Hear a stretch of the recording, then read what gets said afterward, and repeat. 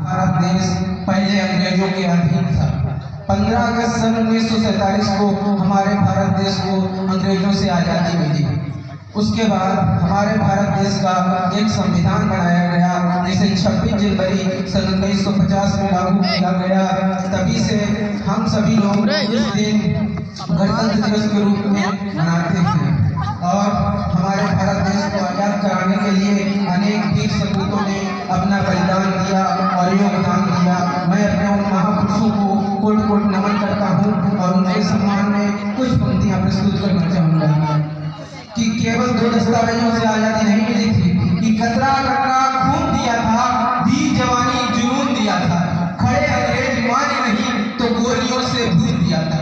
गोलियों के गाल नहीं थे, न गनगनाहट मजीरों की, सेलूलर में आवाज गूंजती थी केवल जंजीरों की।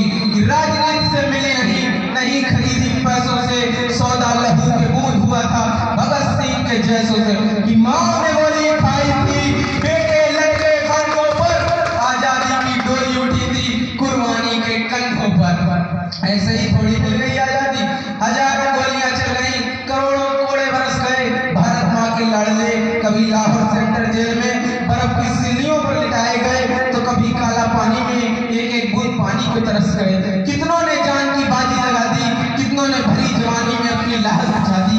ऐसे ही थोड़ी मिल गई आजादी।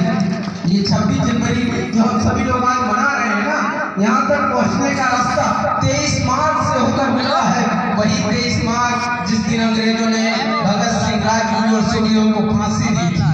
ये 26 जनवरी 18 फरवरी की कुर्बानी का सिला है, जिस दिन पंडित जी चंद्रशेखर आजाद ने अल्फ्रेड पार्क में आखिरी गोली अपने मस्तक में उतार दी थी। ये 26 जनवरी 30 अक्टूबर के बाद नसीब हुई है, जब लाला लाजपत राय की बूढ़ी हड्डियों को जेम्स स्कॉट की बेदर्द लाठियों ने बरस बरस के तोड़ दिया था।